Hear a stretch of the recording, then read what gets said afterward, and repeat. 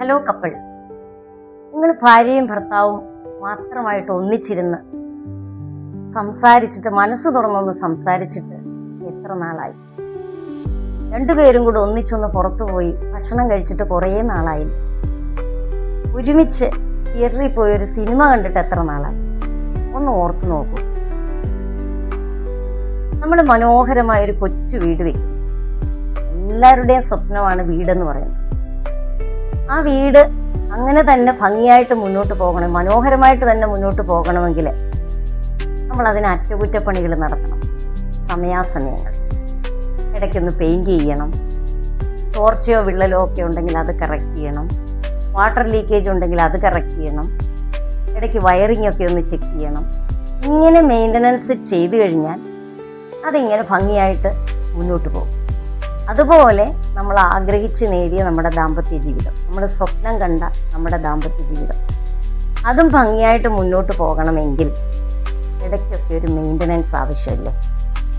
ഇടയ്ക്കൊക്കെ ഒരു അറ്റകുറ്റപ്പണികൾ വേണം, ദാമ്പത്യത്തിലും വേണം. അപ്പോൾ ചെറിയ വിള്ളലുകൾ, നമ്മളെ വീട്ടിൽ ചെറിയ മെയിൻ്റനൻസുകൾ അവഗണിച്ച് പോയി കഴിഞ്ഞാൽ അത് വലിയ പ്രശ്നത്തിലേക്ക് പോകും. ആ വീടിന് ഒരുപാട് നാശനഷ്ടങ്ങൾ വരും. ഇതുപോലെ തന്നെയാണ് ഫാമിലി ലൈഫിലും നമ്മുടെ ദാമ്പത്യ ജീവിതത്തിലും. ആദ്യത്തെ ചെറിയ ചെറിയ കാര്യങ്ങൾ നമ്മൾ ചിലത് അവഗണിച്ചു കഴിയുമ്പോൾ ഒരിക്കലും നമുക്ക് തിരിച്ചു കിട്ടാത്ത വിധം ദാമ്പത്യം നമ്മുടെ കൈവിട്ടു പോകും. അതുകൊണ്ട് ചെറിയ ചില കാര്യങ്ങൾ നമ്മൾ ശ്രദ്ധിക്കുക, വേണ്ട മെയിൻ്റനൻസ് നടത്തുക. എന്തൊക്കെയാണെന്ന് നമുക്ക് നോക്കാം. വിവാഹം കഴിഞ്ഞ് ആദ്യകാലത്ത് സംസാരിക്കുന്നത് പോലെ നിങ്ങൾ ഭാര്യയും ഭർത്താവും ഇപ്പോൾ സംസാരിക്കാറുണ്ടോ? മനസ്സ് തുറന്ന് സന്തോഷത്തോടെ എല്ലാ കാര്യങ്ങളും പരസ്പരം തുറന്ന് പറയാറുണ്ടോ? അങ്ങനെ ഇരുന്നൊന്ന് സംസാരിച്ചിട്ട് എത്ര നാളായി? പലപ്പോഴും നമ്മൾ ചെയ്യുന്നത് നമ്മുടെ മനസ്സിലുള്ള വേദനകളും സന്തോഷങ്ങളും ഇഷ്ടങ്ങളും ആഗ്രഹങ്ങളും ഒന്നും പങ്കാളിയോട് തുറന്നു പറയില്ല. പോകെ ആ തുറന്നു പറയാതെ വരുമ്പോൾ അപ്പോൾ ചിന്തിക്കുന്നത് നമ്മൾ എന്താ, അവർ ഇത്രയും കാലം കൂടെ ജീവിച്ചില്ലേ, അവർ അറിഞ്ഞു ചെയ്യട്ടെ. അതൊരു തെറ്റായ കാര്യമാണ്. നമ്മുടെ മനസ്സിലുള്ള കാര്യങ്ങൾ, സന്തോഷമാണെങ്കിലും സങ്കടമാണെങ്കിലും ആഗ്രഹങ്ങളാണെങ്കിലും ആവശ്യങ്ങളാണെങ്കിലും ഒക്കെ പങ്കാളിയോട് തുറന്ന് സംസാരിക്കുക എന്നുള്ളത് വളരെ പ്രധാനപ്പെട്ട ഒരു കാര്യമാണ്. അത് നിങ്ങൾ ചെയ്യുന്നുണ്ടോ? ഒന്ന് ചിന്തിച്ചു നോക്കുക. അത് നിങ്ങൾ മാത്രമായിട്ട് ഒരുമിച്ച് സമയം ചെലവഴിച്ചിട്ട് എത്ര നാളായി? എത്ര തിരക്കുകളുണ്ടെങ്കിലും പരസ്പരം മനസ്സിലാക്കാനും സംസാരിക്കാനും ഒക്കെ സമയം കണ്ടെത്തണം. ഒന്നിച്ച് ചിലവിടാൻ കുറച്ച് സമയം, ക്വാളിറ്റി ടൈം എന്ന് പറയും, അത് നിങ്ങൾ ഉപയോഗിക്കണം. ജോലി തിരക്കാണ്, കുട്ടികളുണ്ട്, ഫോണിൽ ഒത്തിരി കോളുകൾ വരുന്നുണ്ട്, ഓഫീസിൽ പോകണം, അതൊക്കെ ശരിയാണ്. പക്ഷെ ആ തിരക്കിനിടയ്ക്കും ഒന്നിച്ച് ഒന്ന് പുറത്തു പോകാൻ, അല്ലെങ്കിൽ ഇടയ്ക്ക് ഒരു ഹോട്ടലിൽ പോയി ഒന്നിച്ച് ഫുഡ് കഴിക്കാനോ, അല്ലെങ്കിൽ തിയേറ്ററിൽ പോയി ഒരു സിനിമ കാണാനോ, പോപ്കോണൊക്കെ കഴിച്ചുകൊണ്ട് ഒരു സിനിമ കാണാനോ ഒക്കെ നിങ്ങൾ സമയം കണ്ടെത്തുന്നുണ്ടോ? അതൊന്ന് ചിന്തിച്ചു നോക്കേണ്ട കാര്യമാണ്. പ്രായം ഇത്രേ ആയില്ലേ, അല്ലെങ്കിൽ കുട്ടികളായി, അതൊക്കെ കാര്യമാണ്. പക്ഷേ നിങ്ങളിത് ചെയ്യുന്നുണ്ടോ? ഒന്ന് ചിന്തിച്ചു നോക്കാം. ഈ ദാമ്പത്യത്തിലെ അറ്റകുറ്റപ്പണിയിൽ ഒരു പ്രധാനപ്പെട്ട കാര്യമാണത്. ഒരുമിച്ച് സമയം സ്പെൻഡ് ചെയ്യുക, ക്വാളിറ്റി ടൈം ഒന്നിച്ച് ചെലവിടുക. അത് നിങ്ങൾ ചെയ്യുന്നുണ്ടോ എന്നൊന്ന് ചെക്ക് ചെയ്യുക. പങ്കാളി പറയുന്നത് ശ്രദ്ധയോടെ അല്ലെങ്കിൽ താല്പര്യത്തോടെ ഒന്ന് കേട്ടിരുന്നിട്ട് എത്ര നാളായി?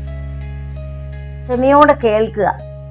ഒരാൾ പറയുന്നതൊന്ന് കേൾക്കാനുള്ള ക്ഷമ നിങ്ങൾ കാണിക്കുന്നുണ്ടോ? ഇപ്പോൾ നമ്മൾ ഒരാൾ സംസാരിക്കുമ്പോൾ ഒന്നുകിൽ മൊബൈൽ ഫോണിൽ നോക്കിയിരിക്കും, അല്ലെങ്കിൽ അവർ പറയുന്നതിന് എതിരായിട്ടുള്ള മറുപടി കണ്ടെത്താനുള്ള ശ്രമമായിരിക്കും. അതിന് പകരം ശ്രദ്ധിച്ചവരെ ഒന്ന് താല്പര്യത്തോടെ ഒന്ന് കേട്ടിരുന്നാൽ ജീവിതം ഭംഗിയാവും. ഉപദേശിക്കാനല്ല, ആദ്യം മുതൽ മുഴുവൻ കേൾക്കുക.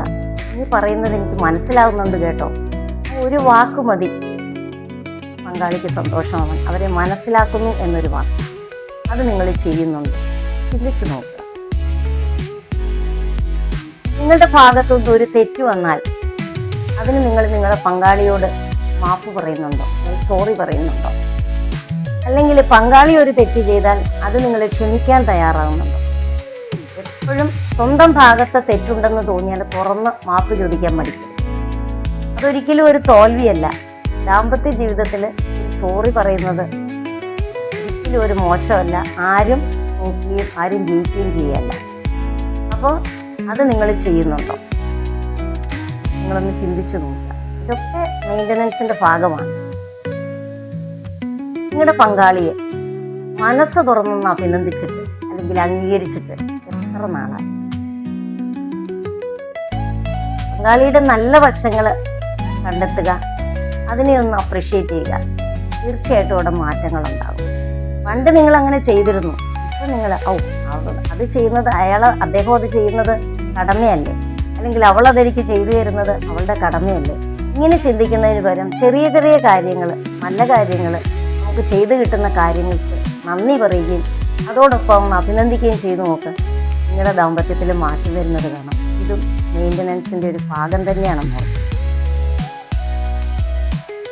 അതുപോലെ വീട്ടുജോലികളിലും കുട്ടികളുടെ പഠന കാര്യങ്ങളിൽ ഇതിലൊക്കെ ഇതൊക്കെ നിങ്ങൾ ഒന്നിച്ച് പങ്കിടുന്നുണ്ടോ? ഒരാൾ മാത്രം എല്ലാം ഏറ്റെടുത്ത് ചെയ്യുമ്പോഴാണ് അവിടെ പൊട്ടലും ചീറ്റലും ഒക്കെ ഉണ്ടാകുന്നത്. ഒരു ചെറിയ സപ്പോർട്ട് നിങ്ങളുടെ ഭാഗത്തു നിന്ന് പരസ്പരം കൊടുക്കുകയാണെങ്കിൽ തീർച്ചയായിട്ടും അത് ദാമ്പത്യത്തെ മനോഹരമാണ്. അങ്ങനെ നിങ്ങൾ ചെയ്യുന്നുണ്ടോ? ഷെയറിങ് ഈസ് കെയറിങ് എന്നല്ലേ പറയുന്നത്. അപ്പൊ കെയർ ചെയ്യുന്നതിൻ്റെ ഒരു ഭാഗം തന്നെയാണ് ഈ ഷെയറിങ്.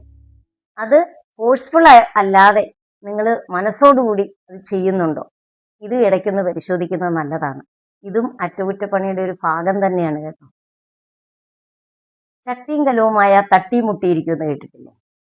സത്യമാണ്. എല്ലാ ദാമ്പത്യങ്ങളിലും ഇണക്കങ്ങളും സ്നേഹപ്രകടനങ്ങളും മാത്രമല്ല, പിണക്കങ്ങളും ഉണ്ടാവും.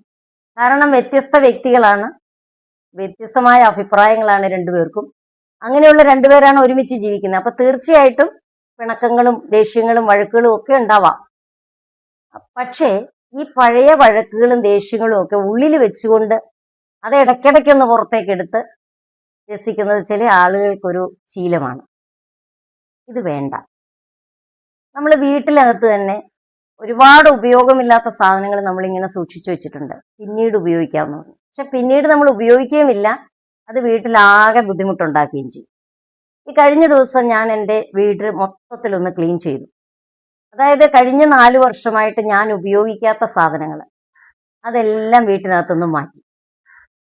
ആ മാറ്റിയപ്പോൾ എന്തൊരാശ്വാസമായെന്നറിയാമോ? വീടിനകത്ത് ഇഷ്ടംപോലെ സ്ഥലമുണ്ട്, നമുക്ക് പിന്നെ വീട് ക്ലീൻ ചെയ്യാൻ വളരെ എളുപ്പമായി.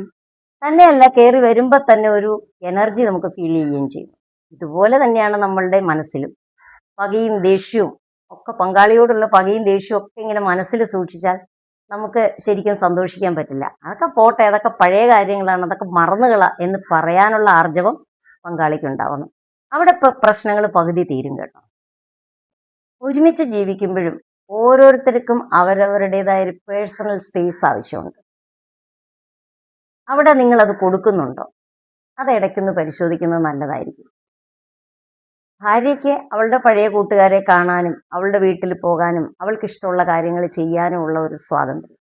തിരിച്ച് ഭർത്താവിനും അതുപോലെ തൻ്റെ കൂട്ടുകാരോടൊത്ത് സമയം ചെലവഴിക്കാനും ഇഷ്ടമുള്ള കാര്യങ്ങൾ ചെയ്യാനും ഒക്കെയുള്ള ഒരു സ്വാതന്ത്ര്യം. അത് നിങ്ങൾ കൊടുക്കുന്നുണ്ടോ എന്ന് ഇടയ്ക്കൊന്ന് ചെക്ക് ചെയ്യണം. അതും ഈ അറ്റകുറ്റപ്പണിയുടെ ഒരു ഭാഗമാണ് കേട്ടോ. അപ്പൊ ദാമ്പത്യത്തിലെ അറ്റകുറ്റപ്പണികളെ കുറിച്ച് മനസ്സിലായല്ലോ.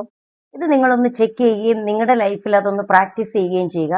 ജീവിതം മനോഹരമാവും, ദാമ്പത്യം മനോഹരമാവും. അപ്പൊ എല്ലാവർക്കും അതിന് കഴിയട്ടെ എന്ന് ആശംസിക്കുന്നു.